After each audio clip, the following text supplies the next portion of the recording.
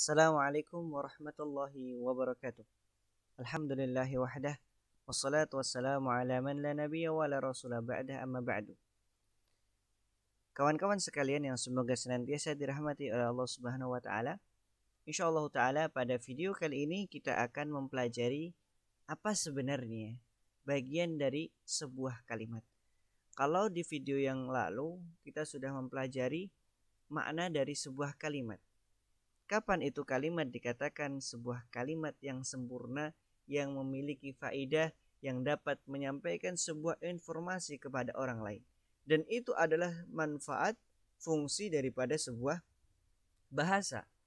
Karena bagaimana kita akan menyampaikan sebuah informasi ketika susunan bahasa yang kita akan ungkapkan itu tidaklah benar. Maka di sini kita akan mempelajari apa sebenarnya bagian-bagian daripada sebuah kalimat. Terkadang kalimat itu terbagi menjadi dua. Terkadang kalimat itu bisa saja tersusun dari dua kata. Baik itu isim bertemu dengan isim ataupun isim bertemu dengan fiil. Kalau isim bertemu dengan isim, kita kasih contoh adalah al-baitu jamilun. Rumah itu indah. Dan orang sudah memahami tatkala kita mengatakan demikian. Tidak perlu bertanya-tanya lagi. Karena kita sudah memahami apa itu sebuah jumlah mufidah. Kemudian kalau seandainya terkombinasi dari isim bertemu dengan fiil. Kita kasih contoh nama Muhammad. Muhammad tidur. Maka orang sudah paham. Oh, ternyata Muhammad telah tidur. Atau terkadang sebuah jumlah itu tersusun dari 3 kata. Bisa isim, fiil, dan huruf. Di sini kita kasih contoh, ra'aitu Muhammadan fil fasli. Ra'aitu adalah fiil madhi.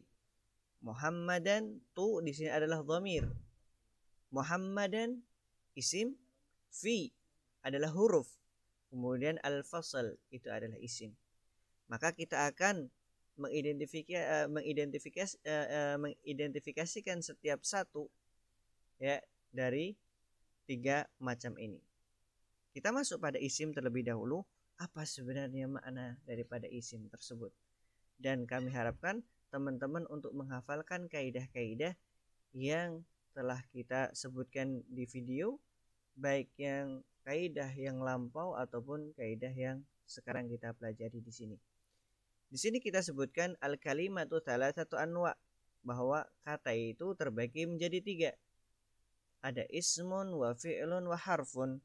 Isim, fi'il, kemudian huruf. Lantas apa itu isim? Fal ismu, adapun isim, kullu lafdhin yusamma bihi insanun aw hayawanun aw nabatun aw jamadun aw ayyu syai'in akhar. Isim adalah sebuah lafaz yang dinamakan dengannya manusia ataupun hewan ataupun tumbuhan atau benda mati atau yang maknanya serupa yang lainnya. Nah, apa sebenarnya contoh daripada insan? Di sini kita ambil contoh seperti kata Ibrahim, Ismail, Fallah. Ini adalah nama orang. Atau Muhammad, atau Ahmad, atau Ali, dan yang lain sebagainya. Maka tatkala kita bertemu dengan kata-kata yang seperti ini, kita sebut sebagai isim. Adapun macamnya yaitu dalam bentuk insanun. Kemudian adapun kalau hayawanun, kita ambil contoh di sini ada al-hisan, ada al-qit, ada syah. Al-hisan kuda. Kemudian al-qit kucing. Kemudian ada syah ya, kambing. Kemudian yang lain sebagainya seperti jamalun unta. Kemudian kita ambil contoh yang lainnya ya seperti as-samaku, ikan. Maka semuanya ini adalah isim. Kemudian kita masuk pada nabat. Contoh nabat. Apa contoh nabat? Di sini kita ambil contoh ada al-qumhu, ada al-ful, ada at-tamr. Ya.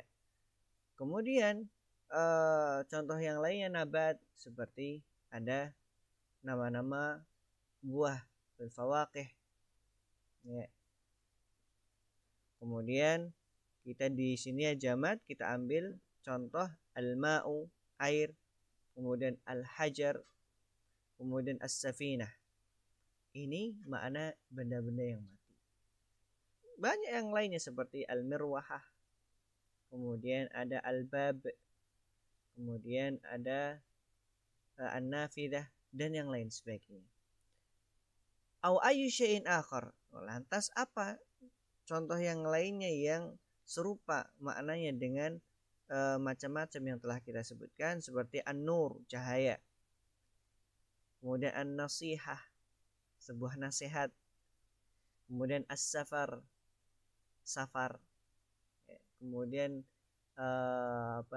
kita berikan contoh al-dhul, gelap dan lain sebagainya yang mana maknanya ya itu adalah makna daripada isim. Kemudian kita akan lebih tahu lagi apa sebenarnya tanda-tanda isim agar kita lebih tahu, lebih memahami, oh kalau seandainya ada yang seperti ini adalah isim. Ketika kita nggak tahu maknanya, maka dalam bahasa Arab kita akan mengetahui ini isim fi'il huruf itu yang pertama adalah dengan kita tahu maknanya. Cara yang kedua kalau kita tidak tahu maknanya adalah kita mengetahui tanda-tanda daripada sebuah kata tersebut. Maka kita di sini akan mengetahui apa sebenarnya tanda-tanda daripada isim tersebut. Yang pertama adalah di sini tanda-tanda isim ada 4. Yang pertama adalah dapat diidhofahkan dengan isim yang lainnya. Apa itu diidhofahkan? Artinya disandarkan. Baik itu kepemilikan dan yang lain sebagainya. Kita berikan contoh di sini kitabut thalibi. Kitabu ini menunjukkan bahwa dia adalah isim. Artinya adalah buku. At-thalibi ya. Tatkala kita mengetahui at-talib murid itu isim, maka ketika kita tidak tahu kitab, kitab ini isim, fi'il atau huruf, maka kita secara otomatis kita akan mengatakan kitab adalah isim. Kenapa? Karena dapat diidhofahkan atau disandarkan kepada isim yang lainnya. Kemudian dapat menerima tanwin. Contohnya adalah ilmun, mudarrisun. Kapan isim itu dapat ditanwinkan? Tatkala tidak ada alif lamnya. Maka sebenarnya tanda-tanda isim ketika ada alif lam dan tidak ada alif lam itu apa? Ketika tidak ada alif lam maka dapat ditanwinkan. Tapi tatkala dapat diberi didahului dengan alif lam, contohnya seperti al-ilmu, al-mudarrisu, maka ini juga sebagai tanda-tanda bahwa dia adalah isim. Kemudian tanda-tanda yang keempat adalah menerima huruf khafad atau huruf jar. Contohnya fil fasri, al-fasl berarti isim. Kenapa? Karena dapat dimasuki huruf jar. Alal maktabi, ala huruf jar. Al-maktab berarti isim. Fauqas samai, sama ya, as-samai, as-sama dia sebagai isim juga. Maka dengan tanda-tanda yang kita sebutkan di sini kita dapat mengidentifikasikan apa itu isim, dan tatkala kita membaca dari sebuah kitab atau sebuah tulisan, maka kita akan tahu oh ini isim, ini fiil, ini huruf. Dan inilah yang paling mendasar bagi seseorang di dalam mempelajari nahwu.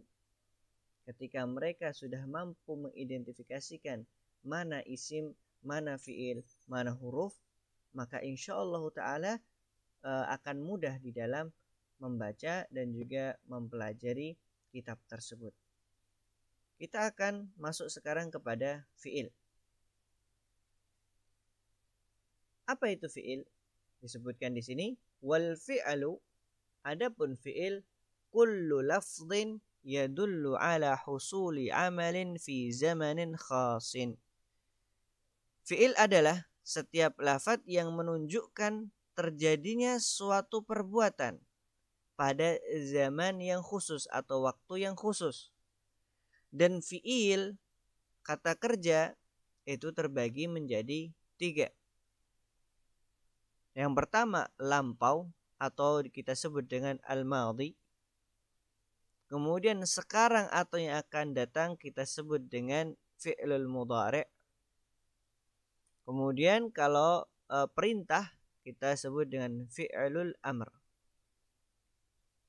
Adapun yang lampau, yang madhi, yang sudah lalu, perbuatan atau pekerjaan yang sudah lampau, yang sudah terjadi.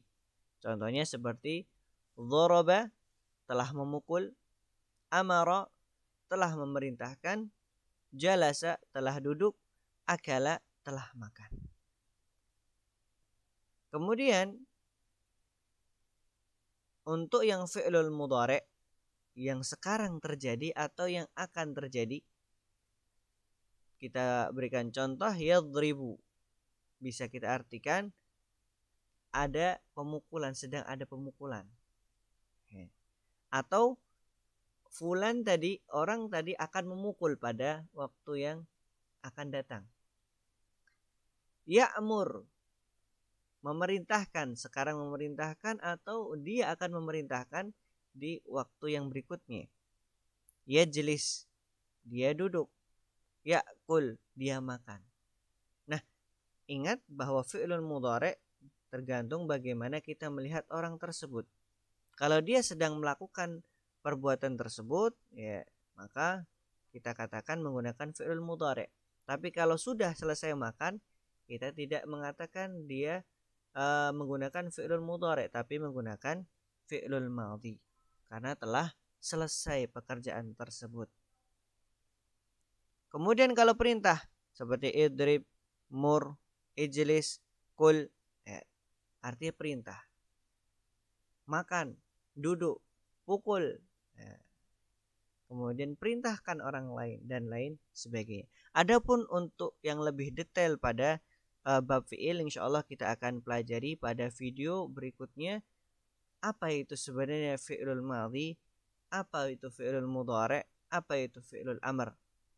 Dan nanti akan ada tanda-tanda pada fi'il tersebut insyaallah ta'ala. Kemudian terakhir kita akan mengetahui apa itu huruf. Huruf memiliki kaidah wal harfu, adapun huruf kullu lafdhin la yadharu ma'nahu kamilan illa ma'a ghairihi. Huruf adalah setiap lafaz yang maknanya tidak nampak secara sempurna kecuali bersama yang lainnya. Berarti di sini kalau tatkala dia sendiri ada maknanya tapi tidak sempurna. Contohnya apa? Min, ila, fi, hal. Min artinya dari. Apa maksud dari? Ketika orang paham min dari, akan tapi maknanya tidak sempurna. Ya. Begitu pula ila, ke, atau fi, di. Kemudian hal, apakah? Orang masih bingung apa sebenarnya makna daripada kata-kata ini. Nah, inilah yang disebut dengan huruf. Wawu contohnya. Wa artinya bisa banyak, bisa dan, bisa wawul qasam ketika untuk bersumpah, wallahi, demi Allah. Maka ketika dia dikatakan wallahi, demi Allah, maka wawu di sini adalah wawul qasam.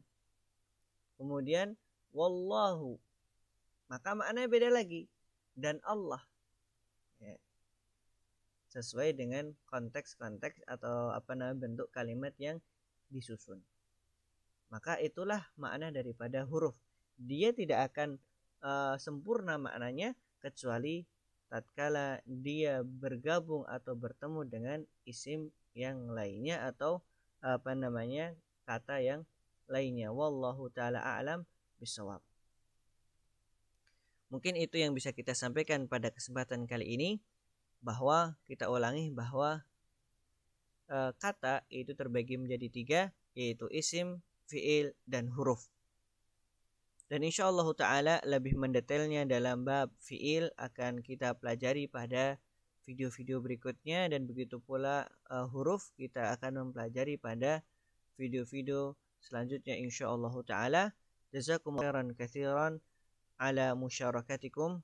Terima kasih antum sudah mendengarkan video kali ini, dan kami harapkan kaidah-kaidah yang telah kita sebutkan agar antum hafalkan, dan itu sebagai pegangan tatkala kita ingin membaca kitab atau membaca sebuah kalimat di dalam bahasa Arab. Dan agar kita lebih tahu, oh ini adalah isim, oh ini adalah huruf, oh ini adalah fiil. Wallahu ta'ala a'lam bisawab. Subhanakallahumma wa bihamdika asyhadu an la ilaha illa anta astaghfiruka wa atubu ilaik. Insyaallah kita akan bertemu pada video berikutnya. Assalamualaikum warahmatullahi wabarakatuh.